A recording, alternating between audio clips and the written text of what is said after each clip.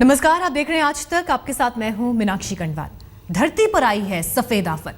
शिमला से सर्बिया तक बर्फबारी से लोग परेशान हैं। कहीं सड़कों पर बर्फ का कोहराम है तो कहीं एयरपोर्ट बंद है। कहीं बर्फ में जिंदा लोगों की समाधि बन गई तो कहीं स्कूलों पर सफेद आफत बरसी है।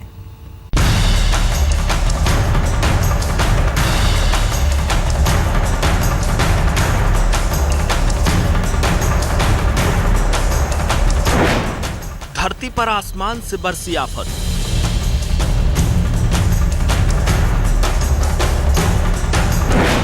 शिमला से सर्बिया तक कुदरत का कोहराम।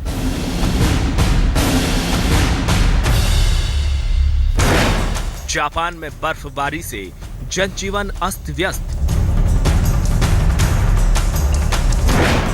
यूक्रेन में बर्फ से त्राहिमाम।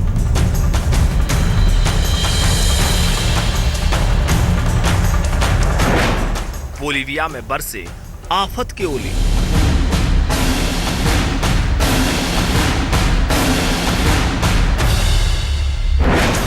बर्फबारी से टर्की बन गया बर्फिस्तान।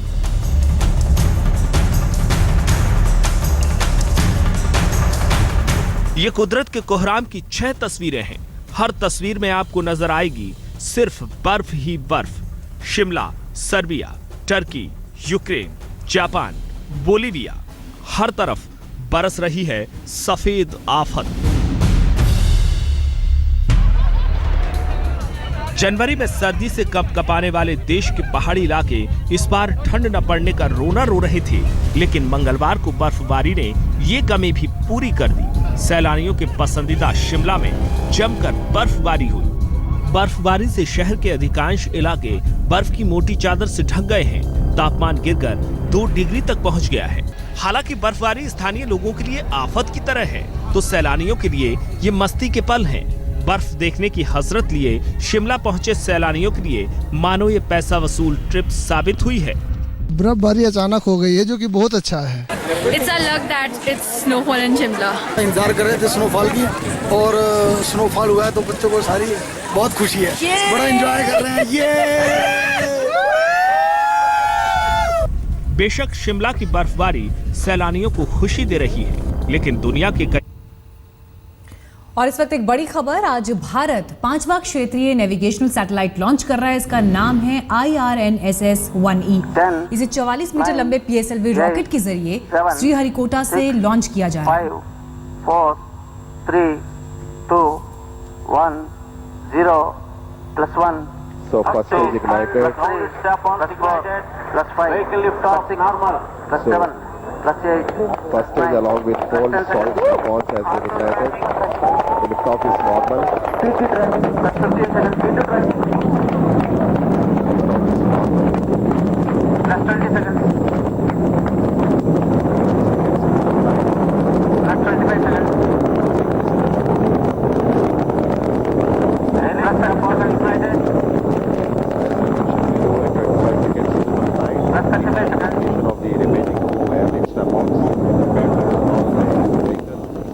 श्रीहरिकोटा से इस नेविगेशनल सैटेलाइट को अभी लॉन्च किया गया, जिसकी तस्वीरें आप इस वक्त देख रहे हैं, लाइव तस्वीरें। ये IRNSS श्रीलंका श्रृंखला का 5वां उपग्रह है। ये PSLV रॉकेट की 33वीं उड़ान है। इस लॉन्च के लिए 48 घंटे की उल्टी गिनती हालांकि सोमवार से ही शुरू हो गई थी और अभी आपने तस्वीरों में देखा इसे लॉन्च किया गया। नए साल में अंतरिक्ष में भारत का ये पहला लॉन्च है। आपको बता दें, ये रॉकेट अपने साथ 2 तरह के पेलोड यानी अंतरिक्ष उपकरण लेकर जा रहा है, जिसमें एक नेविगेशन जबकि दूसरा रेंजिंग पेलोड होगा। इससे GPS के लिए भारत को दूसरे देशों के सैटेलाइट पर निर्भर नहीं रहना होगा। इसकी गति को आप इस यंत्र पर देखते हुए इसरो का 5वां नेविगेशनल सैटेलाइट है ये, जिसे लॉन्च किया गया। IRNSS-1E इसका नाम है और इसे 44 मीटर लंबे PSLV रॉकेट के जरिए श्रीहरिकोटा से अभी लॉन्च किया गया, जिसकी तस्वीरें आपने देखी। as expected during the first stage of flight, nearing the first stage separation around 2 km per second. 8, The next 7, 6, 5, 4, 3, 2, 1, 0, +1. So first stage ignited. Step on ignited. +5. Vehicle lift off normal. +7. +8. First stage along with cold salt launch has been ignited. The lift off is normal. +15 seconds. +20 seconds.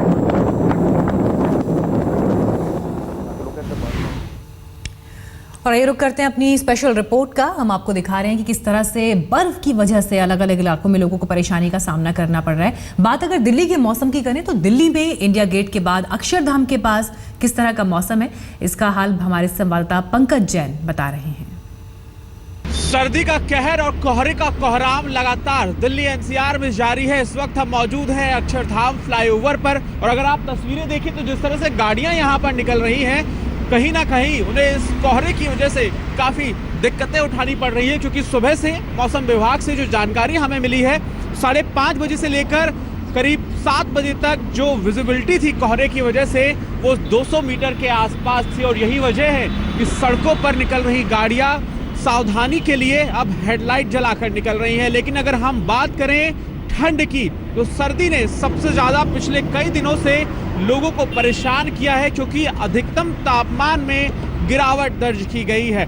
Western disturbance के बाद लगातार जो पारा है वो धीरे धीरे कम हो रहा है और कहीं ना कहीं इसके बाद अब कोहरे का जो असर है, सफ़ेद अंधेरा अगर हम इसको कहें, तो लगातार दिल्ली एनसीआर में फैलता हुआ नज़र आ रहा है, क्योंकि करीब 11-12 बजे के आसपास कोहरा जो है वो धीरे धीरे छटना शुरू होता है। लेकिन इसकी वजह से लोगों को सर्दी का एहसास और ज़्यादा महसूस हो रहा है। लेकिन हाँ, मौसम विभाग की अगर हम बात माने तो कहीं ना कहीं अब तापमान जो कम से कम आज न्यूनतम पहुंचने वाला है वो 9 से 10 डिग्री सेल्सियस के आसपास रहेगा।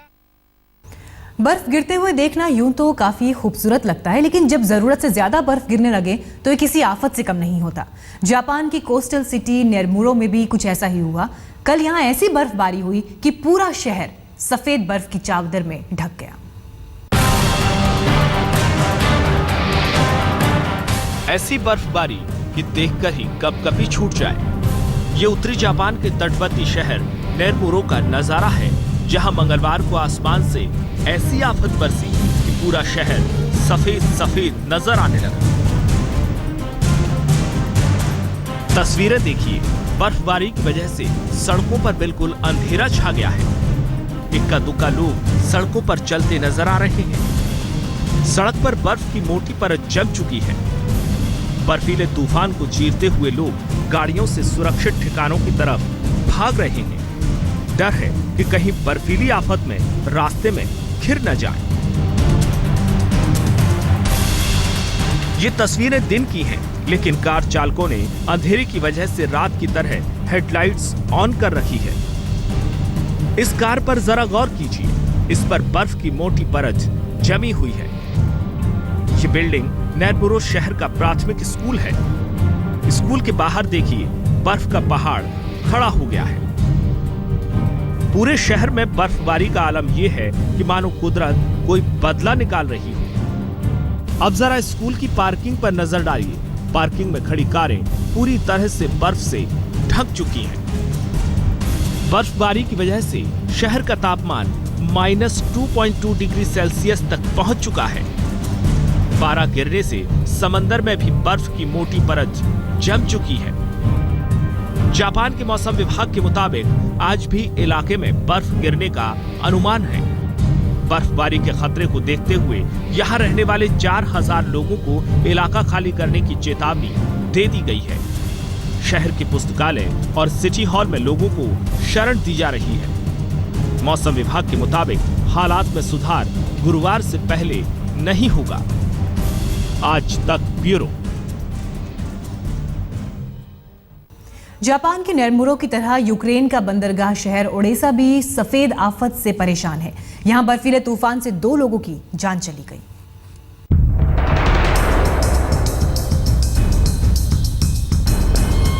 बर्फ, बर्फ और सिर्फ बर्फ। 2 साल पहले सरकार विरोधी प्रदर्शन में हिंसा की वजह से चर्चा में आया यूक्रेन का बंदरगाह शहर ओडेसा एक बार फिर खबरों में है। लेकिन इस ओडेसा की चर्चा भारी बर्फबारी की वजह से हो रही है।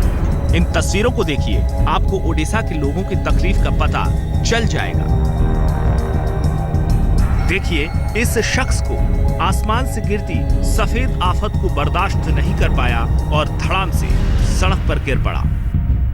गौरतलब है कि सोमवार को भारी बर्फबारी से सड़क पर सो रहे 2 बेसहारा लोग बर्फ में ही दफन हो चुके हैं, जबकि 3 लोगों को हाइपोथर्मिया और फ्रॉस्टबाइट की वजह से अस्पताल पहुंचना पड़ा।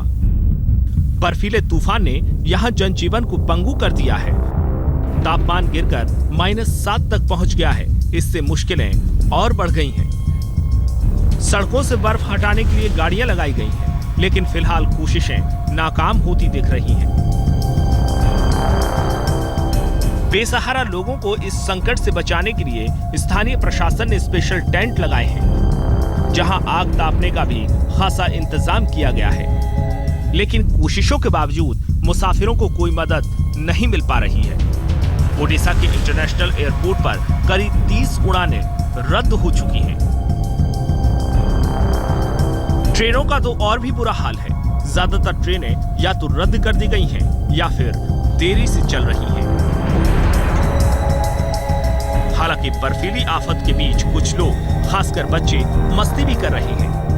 बर्फ में स्कीइंग का शौक पूरा कर रहे हैं। बर्फबारी ने शहर को स्की रिजॉर्ट में तब्दील कर दिया है। आज तक ब्यूरो। बर्फ के कहर से बोलिविया और फ्रांस भी परेशान हैं। बोलिविया की राजधानी लापाज में आफत के ओले गिरे तो फ्रांस में हिमस्खलन से 5 जाबाज फौजियों की मौत हो गई। रविवार को 25 मिनट तक हुई ओलावृष्टि ने बोलिविया की राजधानी लापाज का ये हाल कर दिया है। ओलावृष्टि से राजधानी की कई सड़कों पर 50 सेंटीमीटर मोटी बर्फ की परत जम गई और इसकी वजह से सड़कों का मंजर कुछ इस तरह नजर आया। कई गाड़ियां खराब हो गईं, जिससे लंबा जाम लग गया। कई लोगों को तो कार धकेलते हुए घर जाने पर मजबूर होना पड़ा। एल ऑल्टो शहर को राजधानी से जोड़ने वाले हाईवे पर कई घंटे तक यातायात बाधित रहा। यूं तो बोलिविया में ओलों की बारिश सामान्य सी बात है, लेकिन रविवार को इसकी तीव्रता ने लोगों को भयभीत कर दिया। ओला गिरने की वजह से शहर के कई इलाकों में पानी जमा हो गया, जिसकी सफाई के लिए भारी मशक्कत करनी पड़ी। बिहार के मुख्यमंत्री नीतीश कुमार की परेशानी बढ़ती जा रही है। पहले जंगल राज की वापसी के आरोप लगे तो अब उनके खुद के विधायक उनके लिए मुसीबत बन रहे हैं। सुशासन पर लगे ग्रहण को देखिए इस खास रिपोर्ट में।